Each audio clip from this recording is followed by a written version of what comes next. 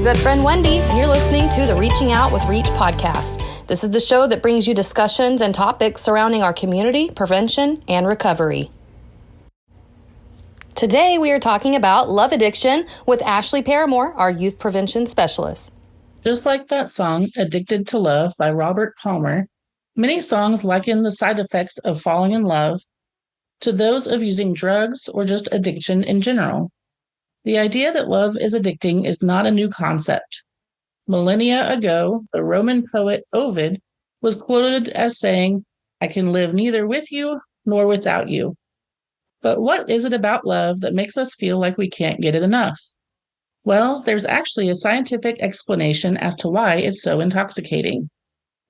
When we experience something pleasant, like smelling freshly baked cookies, scoring a touchdown while playing football, finding $20 in our pocket while we're doing laundry, or falling in love with somebody, large amounts of a chemical called dopamine are released into our brain. Dopamine is often referred to as the feel-good chemical. It is closely linked to memory and motivation. So when we have those pleasurable experiences like the ones I just mentioned, our brains remember how they made us feel and tell us to do them again. Dopamine plays a large role in addiction because we're motivated to repeat the actions that made us feel good. However, one important difference between love and other addictions is that almost everyone wants to fall in love at some point, but nobody wants to become addicted to things like drugs or gambling. Just like most things in life, moderation is key. For example, it's not wrong to eat a piece of cake on occasion, or buy a scratch-off ticket, or fall in love with somebody. But if we don't maintain control of our emotions and our behaviors, it can quickly snowball into a bigger problem. So how do you know if you have become addicted to love? Here are 10 questions you can ask yourself that might help you determine if you have a love addiction. Number 1, are you afraid to be alone? Number 2, do you fall in love easily and often or have a pattern of serial dating?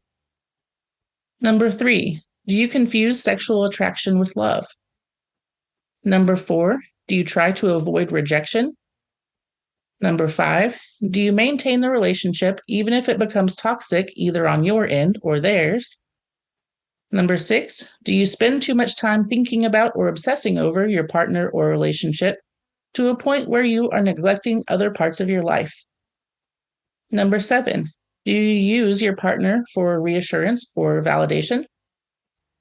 Number 8, do you use relationships as a way to avoid dealing with pain? Number 9, are you expecting too much from or do you have unrealistic expectations of your partner?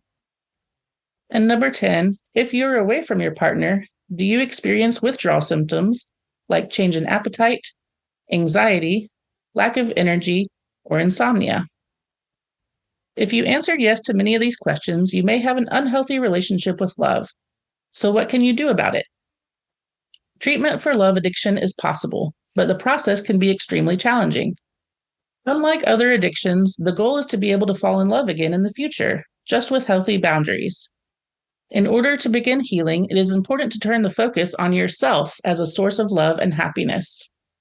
You can do that by paying attention to your wants and needs, being mindful of your own thoughts and feelings, realizing that no one person can fill every void in your life, accepting 100% responsibility for your happiness, security, and other needs, learning what healthy relationships look like, developing awareness of and getting rid of triggers, such as deleting phone numbers, discarding pictures, gifts, and other reminders,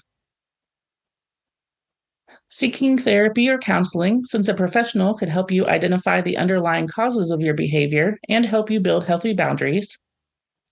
And finally, focusing on the 7 areas of self-care. The first area of self-care being mental self-care. You could choose positive thoughts, be kind to yourself and others, do puzzles and other things that require mental effort. The second area of self-care is physical self-care. You could exercise, make sure you get plenty of rest, and eat a healthy, balanced diet. The third area of self-care is emotional self-care. You could journal your thoughts and feelings, meditate, or just make sure you take time to take a break. The fourth area of self-care is social self-care. Go out with friends, visit family members, find ways to volunteer and be around other people. The fifth area of self-care is spiritual self-care. This doesn't necessarily have to involve religion, but do what you feel is good for your soul, whether it's meditation, yoga, going to a place of worship, or just being out in nature. The sixth area of self-care, environmental self-care. Take care of the places around you, organize your living space, create a peaceful workspace. And the seventh area of self-care is recreational self-care. Focus on the habits, the hobbies, and things that you enjoy doing. In conclusion, healing from love addiction might not be easy, but it is possible. Your self-love and acceptance will allow you to be more confident in relationships and to be okay with being alone. Lastly, just like how there were many songs about being addicted to love, there are many songs that celebrate the idea of loving yourself. From upbeat, empowering tunes like Katy Perry's Roar or Lady Gaga's Born This Way, to slower, powerful ballads like Beautiful by Christina Aguilera, Scars to Your Beautiful by Alessia Cara, and Lose You to Love Me by Selena Gomez. At the end of the day, we should be able to say, I love me. Thanks, Ashley. That was great stuff. Well, that about wraps up our episode. As always, if you're wondering how you can help, you can join our coalition meetings. You can also support our youth and family programs with a tax-deductible donation or food gift cards. And if you have any questions, you can email us at info@reachcouncil.org. That's info@reachcouncil.org. Or you can follow us at Reach Council on Facebook or Instagram. Thanks for listening to our show. Stay tuned for ongoing monthly podcasts from our Reach teams on all things prevention and recovery. So remember, life is full of choices, so choose happy and choose healthy. Bye.